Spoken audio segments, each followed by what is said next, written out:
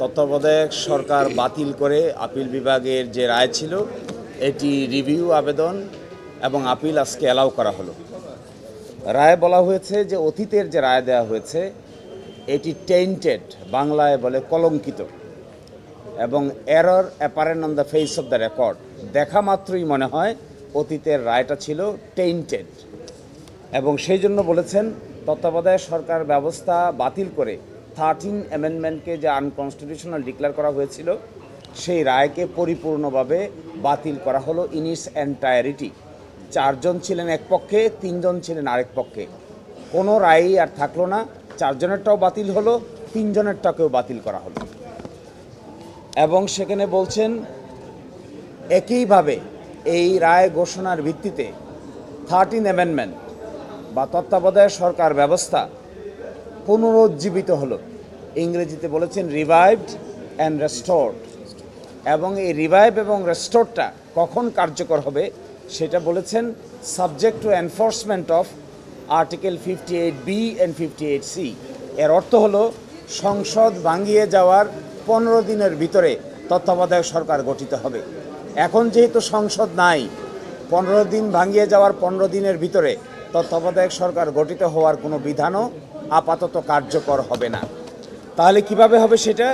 এই রিভাইভাল এবং এই রেস্টোরেশনের আদেশ কার্যকর হবে মাস্ট অপারেট প্রসপেক্টিভলি। আগামীতে এটি কার্যকর হবে, বর্তমান সময়ে এটি কার্যকর হবে না। অর্থাৎ ত্রয়োদশ জাতীয় নির্বাচন অনুষ্ঠান করার ক্ষেত্রে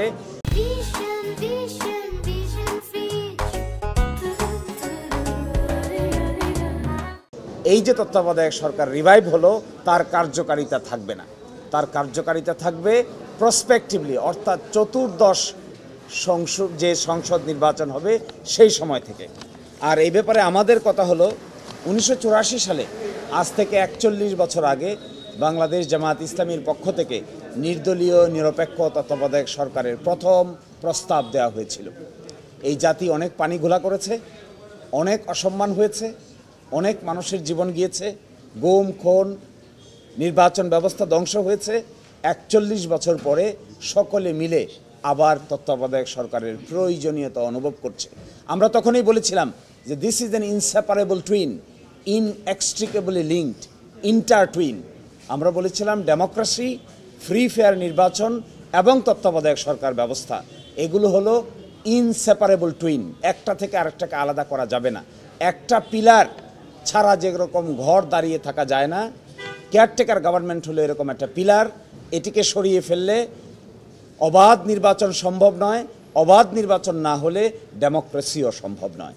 আজকে 41 বছর পরে যে যাই বলুন না কেন, যে যতটুকুই ক্রেডিট নিতে চান না কেন, মূলত রাজনৈতিক দলের নেতৃবৃন্দের এই অদূরদর্শী আচরণের ফলেই জাতিকে যা খেসারত দিতে হয়েছে, এটা কনসিকুয়েন্স আকারে আমরা আদালতের সামনে তুলে ধরেছিলাম।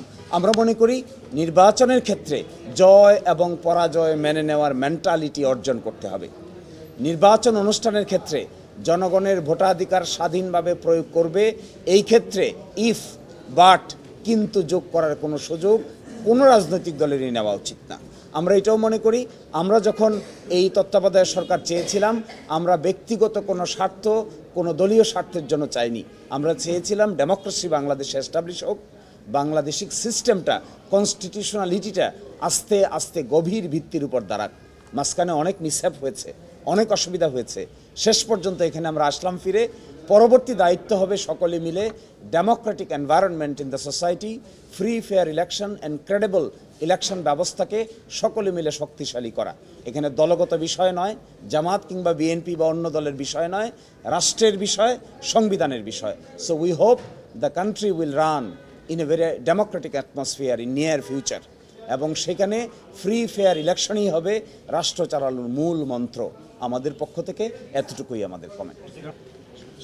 ওয়ত একটা তো আছেই, কারণ পঞ্চদশ সংশোধনীতে তত্ত্বাবধায়ক সরকার ব্যবস্থা বাতিল করে অ্যামেন্ডমেন্ট আনা হয়। এই অ্যামেন্ডমেন্টটাকে আমাদের হাইকোর্ট ডিভিশন বাতিল ঘোষণা করেছেন। আংশিকভাবে তত্ত্বাবধায়ক সংক্রান্ত পুরাটাকেই বাতিল করেছেন।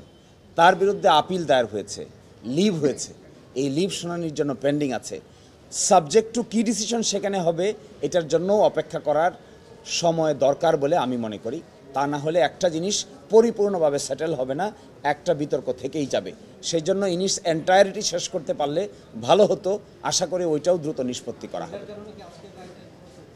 না, ওটার কারণে আজকের রায় তো তত্ত্বাবধায়ক সরকার সিস্টেমটাকে বাতিল করে যে রায় দিয়েছিলেন তার রিভিউ করে বাতিল করা হলো। এর মানে কি, তত্ত্বাবধায়ক সরকার ব্যবস্থাটা বহাল করা হলো।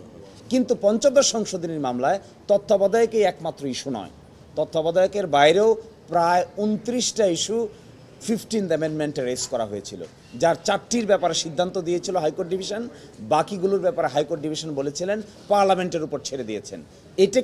এর বিরুদ্ধে আমরাও আপিল করেছি, জনাব বদিউল আলম মজুমদারও আপিল করেছেন, আরও ক্রস আপিল হয়েছে। সবগুলো বিবেচনা হবে, শুধু তত্ত্বাবধায়কের ব্যাপারে নয়, 29টা ব্যাপারেই বাকি সিদ্ধান্ত হবে ওই মামলায়। তত্ত্বাবধায়ক এখন যে তত্ত্বাবধায়ক সরকারের যে ফরমেশন এখন আছে, সেখানে লাস্ট রিটায়ার্ড চিফ জাস্টিসই হবেন তত্ত্বাবধায়ক সরকারের প্রধান। কিন্তু এটা বর্তমানে কার্যকর হচ্ছে না। আপনারা ইতোমধ্যে জানেন যে জুলাই চার্টারে যেটাকে গণভোটে পাঠানো হচ্ছে, সেখানে 4টি অপশন দেওয়া হয়েছে।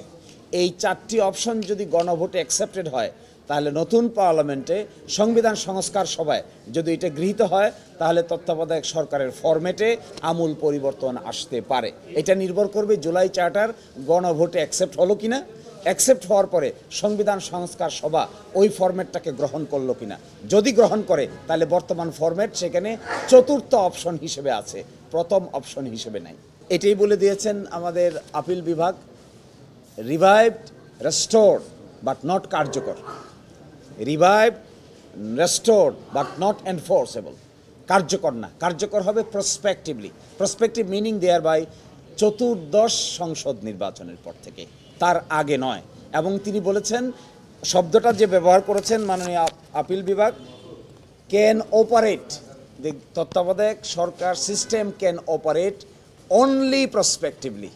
এটা বিতর্ক এড়ানোর জন্যই এই লাইনটুকু অ্যাড করা হয়েছে, যেন এটা নিয়ে আমরা এখনই বিতর্ক না করি, তাহলে বর্তমান সরকার থাকবে কি থাকবে না, কেয়ারটেকার গভর্নমেন্ট এখনই হবে কি হবে না, এটি আপিল বিভাগ ক্লিয়ার করে দিয়েছেন, আর কোনো বিতর্কের অবকাশ থাকলো না।